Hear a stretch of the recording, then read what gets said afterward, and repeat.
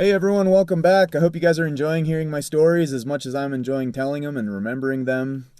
So last time I left off, I was talking about my first experience climbing the Diamond of Long's Peak, a terrifying experience with hypothermia.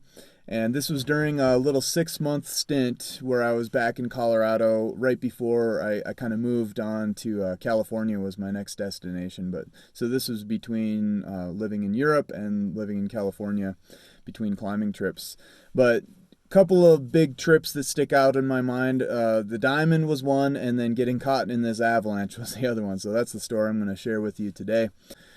So I think it was around February, and my buddy Justin decided that he wanted to go try winter ascent of Gray's Peak, and we were going to go up to Loveland Pass, hike the ridge, and summit that direction. So my friend John and then one of Justin's friends, we all went up together. And this was my first experience climbing or hiking in this case, anything in the winter. I knew nothing about avalanche terrain or cornices or anything like that. So, but we started up. I don't think I had any crampons or ice axe or anything like that. I mean, I was just a total newbie to any of this sort of terrain, but I was just kind of following Justin's lead. And we got a little ways up the ridge. Had kind of a scary close call when Justin got on the wrong side of a cornice, and there was a fracture line. Like the whole cornice actually broke off of the mountain, and somehow it didn't come off. He was just on this precarious block, and he jumped back to safety. But it was kind of a wake up call for all of us. Like, whoa, we didn't really know what we're getting into, but we kept going for a little while, and the terrain just kind of was getting more slippery, and we were realizing like we needed crampons or an ice axe or something. So John and I decided to bail off of the ridge. We were just kind of feeling over our head, and Justin and his friend continued on.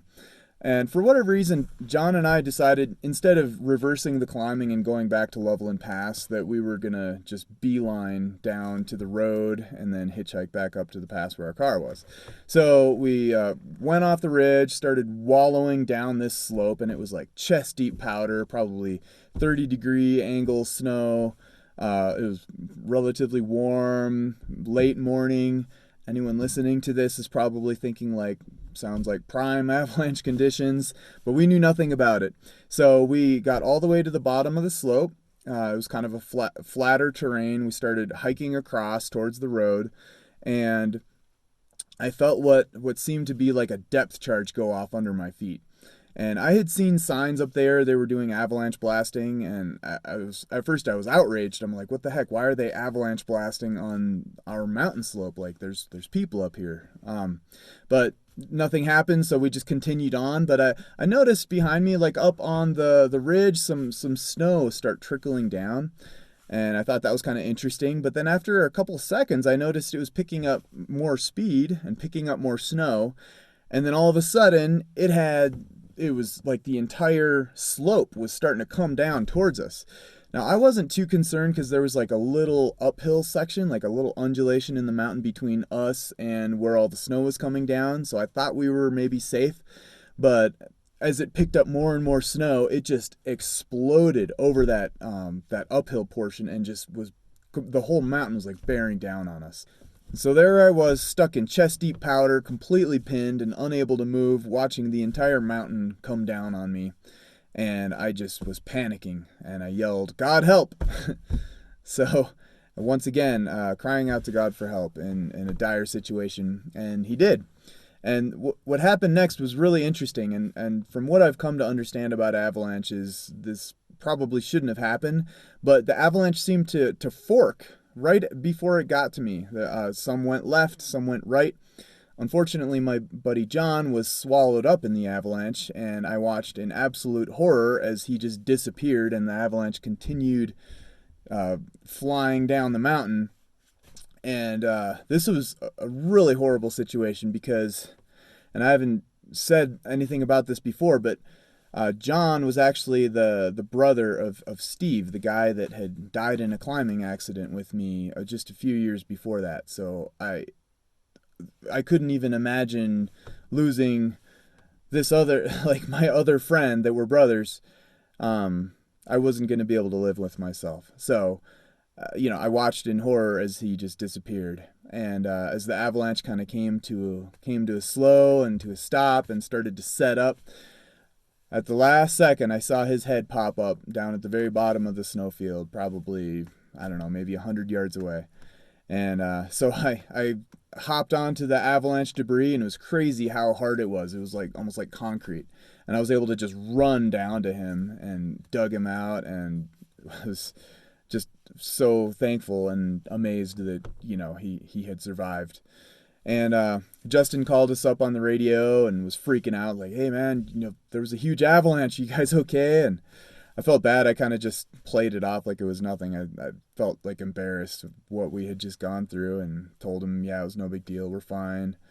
And anyway, we were able to hike out of there, got down to the road and hitchhiked. And who was to pick us up but some ski patrollers?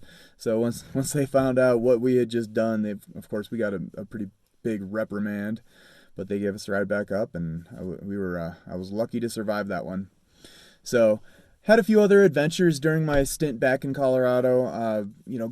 Kept on climbing in Boulder Canyon. One day in Boulder Canyon, I was at the top of this formation called Cobb Rock, and met some other climbers up there. And I told them, what I was trying to do. Wanted to get into bigger climbing, and they asked me like, "Hey, have you been to the valley yet?"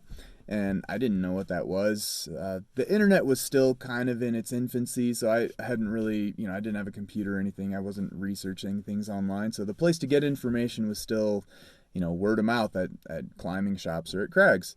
So they told me about the scene, that climbers can go there and stay for like long periods of time to get good at climbing. You're only allowed to stay in Yosemite for maybe a week, but there were climbers that had been able to figure it out how to stay there for like months. So I said in my mind, like, okay, I need to figure out how to go to Yosemite and climb the nose of El Capitan. These guys are like, if you're going to call yourself an American climber, you have to climb the nose of El Capitan. So I decided, like, okay, I'm going to go do this. So I started devising a plan of how I was going to do this. I was working as a top rope instructor right up here by my current house, actually, at Camp Wonderview. And I decided as soon as my gig was done there, I was going to head west. And I had never been further west than Moab, Utah. I'd been out there on a climbing trip or two, but I had never been further west. So I figured I was going to go explore the West in style. I was going to go buy a mountain bike and go explore the western frontier on a mountain bike. What better way to move to California than on my bike? Which was going to be kind of a crazy idea because I hadn't ridden a bike for a number of years. But I was psyched about the idea, and I started putting together plans for my friend Nick to meet me out there with my pickup truck. And I got my pickup all set up for living in it, and I was planning on just like camping and living out of my pickup. So that was my next trajectory, and on my next story, I'll talk about my bike trip out west. Thanks for joining me.